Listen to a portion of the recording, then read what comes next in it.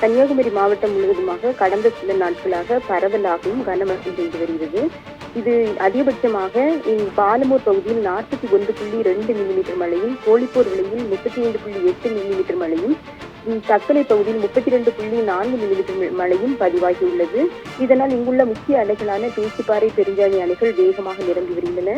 77 அடி கொள்ளளவு கொண்ட பேச்சிப்பாறை அணையின் நீர்மட்டம் தற்போது 65.6 கனஅடியாகவும், பெருஞ்சாணி 48 அடி கொள்ளளவு கொண்ட பெருஞ்சாணி அணையின் நீர்மட்டம் 45.89 கன அடியாகவும், சிற்றாறு 1, 2 ஆகிய அணைகளின் நீர்மட்டம் தற்போது 16.27, 16.37 அடிகளாகவும் உள்ளன.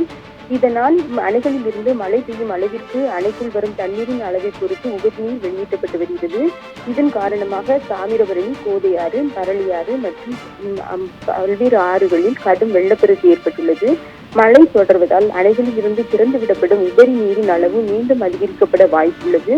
கோதையாற்றில் ஏற்பட்டுள்ள வெள்ளப்பெருக்கு காரணமாக திருப்பரப்பு அருவியில் தண்ணீர் மிகவும் ஆக்ரோஷமாக அருவியை மூழ்கடித்தவாறு தெரிகிறது. இதனால் திருப்பரப்பு அருவி முழுவதுமாக தடுப்பு வேலிகள் அமைக்கப்பட்டு சுற்றுலா பயணிகள் குளிக்க தடை போடப்பட்டுள்ளது. மேலும் மலையோர பகுதிகளில் மழை தொடர்வதால் அணைகளில் இருந்து மீண்டும் தண்ணீர் திறந்துவிட வாய்ப்பு உள்ளதால் ஆறுகளின் கரையோர பகுதிகளில் வசிக்கும் மக்கள் மிகவும் எச்சரிக்கையாக இருக்க வேண்டும் என மாவட்ட நிர்வாகம் சார்பில் எச்சரிக்கையும் விடுக்கப்பட்டுள்ளது. பவித்ரா.